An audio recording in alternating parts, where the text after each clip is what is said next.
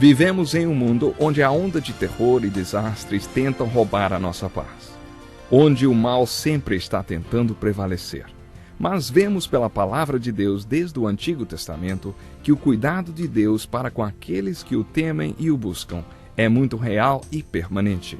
Fique atento a mais um programa Encontro com a Palavra. Aqui apresentamos a palavra de Deus como resposta a todas as mais difíceis questões da vida. Agora com você, Pastor Edson Bruno.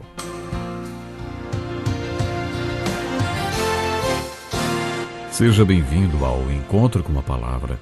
Pegue sua Bíblia e acomode-se. Junte-se a nós para mais um estudo do Evangelho de João.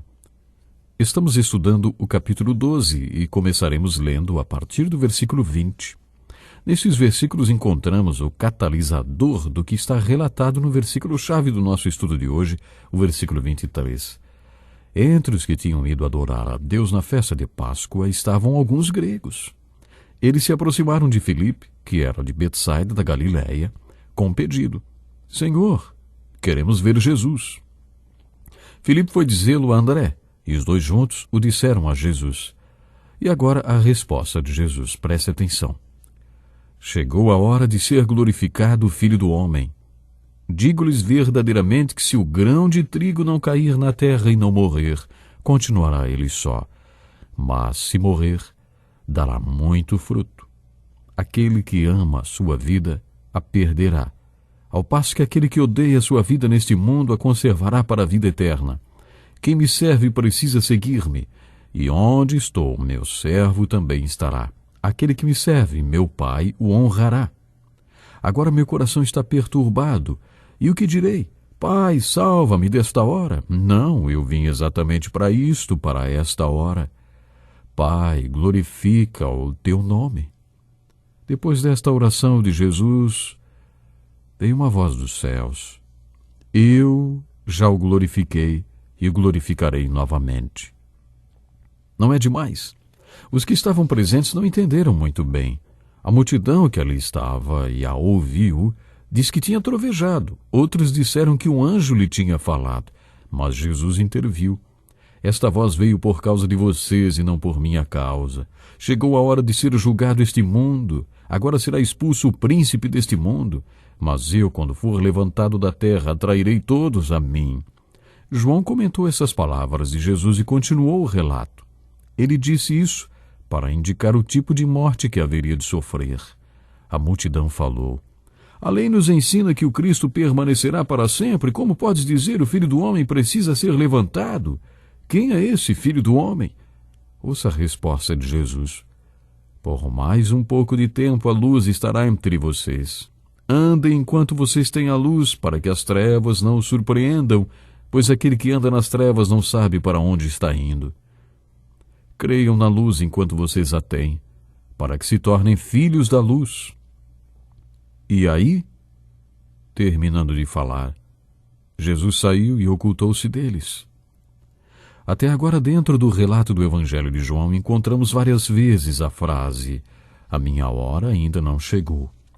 Eles quiseram apedrejar Jesus, quase o prenderam, seguiram-no pelas ruas para prendê-lo, mas Jesus conseguiu despistá-los, porque, como vimos, Jesus disse: a minha hora ainda não chegou. No capítulo 7, você deve se lembrar, os irmãos de Jesus sugeriram uma agenda para ele, mas ele deixou bem claro que já tinha uma programação. Tudo já tinha sido determinado pelo Pai. E ainda não era a hora de Jesus ir à festa que seus irmãos queriam que ele fosse, porque a sua hora ainda não tinha chegado. Esta frase apareceu várias vezes e nos preparou para o que temos no versículo 23, que diz: chegou a hora. Esta hora se referia à hora da cruz. Nesta passagem, Jesus falou: agora meu coração está perturbado, e o que direi? Pai, salva-me desta hora. Não, eu vim exatamente para isto, para esta hora. E aí Jesus fez um pedido: Pai, glorifica o teu nome. A hora de esplendor de Jesus era a sua hora na cruz. Como já dissemos, metade dos capítulos desse evangelho, o Evangelho de João, cobrem os primeiros 33 anos da vida de Jesus e a outra metade cobre a última semana da vida de Jesus. Os 4 evangelhos juntos somam 89 capítulos. 4 capítulos se referem ao nascimento e aos 30 primeiros anos da vida de Jesus. Os 85 restantes se referem aos 3 últimos anos da sua vida. Mas 27 destes 85 capítulos cobrem a última semana da vida de Jesus. Por que esta última semana é tão importante? Porque foi nela que Jesus foi para a cruz. Nesta passagem do capítulo 12, Jesus afirma que a cruz foi exatamente o motivo da sua vinda. Jesus já tinha dito mais ou menos a mesma coisa a Nicodemos no capítulo 3 do Evangelho de João. Jesus disse lá: é necessário que o Filho do Homem seja levantado, referindo-se à crucificação. Por quê? Porque Jesus era o Filho único de Deus, a única solução de Deus, o único Salvador, e por isso deveria ser levantado. Isto é confirmado aqui nessa passagem. E quando sua hora se aproximou e Jesus se viu diante da cruz, deu-nos um grande ensino. Se o grão de trigo não cair na terra e não morrer, continuará ele só. Mas, se morrer, dará muito fruto. Jesus usou o exemplo de uma lei da natureza para que entendêssemos uma lei espiritual. Ele gostava de usar ilustrações da natureza. Vejam como crescem os lírios do campo. Eles não trabalham nem tecem. Contudo, eu lhes digo que nem Salomão em todo o seu esplendor vestiu-se como um deles. Aqui Jesus estava falando de sementes. Uma semente, se não for plantada, será apenas uma semente. Será uma semente para sempre. Mas, quando cai na terra, produz muitas outras sementes. Jesus usou esta ilustração referindo-se a si mesmo. Ele foi o grão de trigo que foi sacrificado, crucificado, enterrado e que ressuscitou. Foi assim que o Pai tornou sua vida frutífera. Jesus apresentou um princípio aplicável a todos os que o seguem e o servem. Aquele que ama sua vida a perderá, ao passo que aquele que odeia sua vida neste mundo a conservará para a vida eterna. Este princípio foi registrado nos outros evangelhos também. Jesus queria ensinar sobre a vida. O que ele estava sugerindo é o seguinte: vamos ver se eu consigo ilustrar. Imagine uma ampulheta. Vamos dizer que o recipiente de vidro represente nossos corpos e a areia, a vida que há neles. O que Jesus estava querendo dizer é que não podemos guardar nossa vida preservando-a. Pense na ampulheta. Você não consegue impedir que a areia passe de uma parte do vidro para outra, da mesma forma que não consegue impedir que o tempo pare. Ninguém consegue preservar a sua própria alma. O tempo passa e a vida passa. Ninguém consegue impedir o próprio envelhecimento. Ninguém pode parar o tempo. Não dá para dizer: vou me fechar em um lugar totalmente enrolado em algodão e preservar a minha vida, usufruindo cada minuto dela só para mim. Uma vez eu fui visitar uma tribo indígena e resolvi me exercitar e correr um pouco na pista usada para a aterrissagem do avião.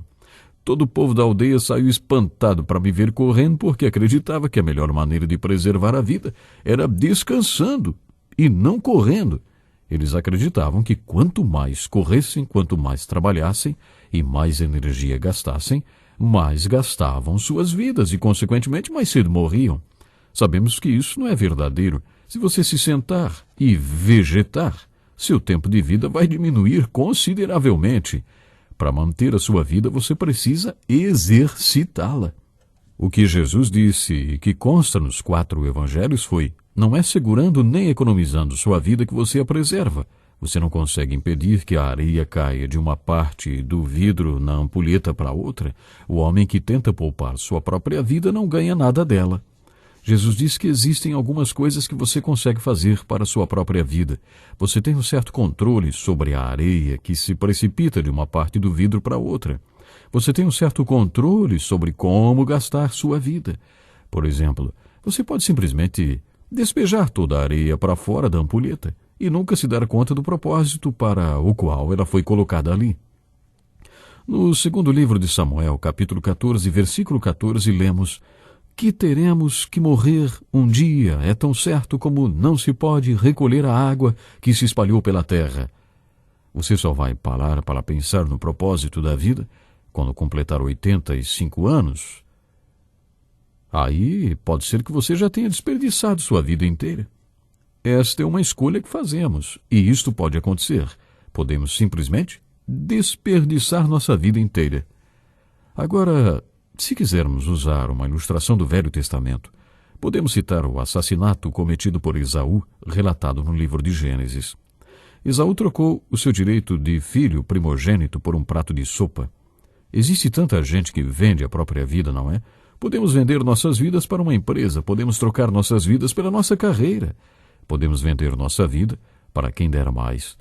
Mas as Escrituras nos dizem para não vendermos nossos direitos de filho. Jesus perguntou: pois que adiantará o homem ganhar o mundo inteiro e perder a sua alma? Ou o que o homem poderá dar em troca de sua alma? Esta pergunta de Jesus é muito importante. Na verdade, ele fez duas perguntas. A primeira: o que um homem ganha se vender a sua alma em troca de toda a riqueza do mundo? Que lucro há nisto? E a segunda pergunta foi mais profunda: o que um homem pode dar em troca da própria vida? A resposta pode ser um prato de sopa. As pessoas se vendem por nada. Quantas pessoas não dão valor a si mesmas e se vendem barato? Por isso Jesus disse que podemos salvar nossa vida ou então desperdiçá-la ou vendê-la. Mas o que Jesus está realmente ensinando é que você pode sacrificar sua vida por livre e espontânea vontade. Você pode desperdiçar sua vida em propósitos que não levam a nada ou pode se entregar para Deus e para Cristo Jesus.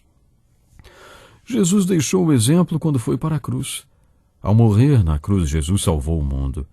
Esta é a mensagem do Evangelho. Esta é a mensagem das epístolas do Novo Testamento. Quando Jesus morreu na cruz, Deus o fez pecado por nós. Ele que não conhecia pecado morreu para que fôssemos declarados justos nele e por causa dele e da nossa fé no seu sacrifício da cruz. Mas, além da grande mensagem do Evangelho que vem da cruz, também existe um ensino para a nossa vida. A filosofia de vida que vemos quando Jesus enfrentou a cruz. Ele nos mostrou que temos uma escolha. Podemos escolher como deixar a areia escorrer na ampulheta, ou seja, temos o direito de escolher gastar nossa vida em uma causa que realmente venha valer a pena.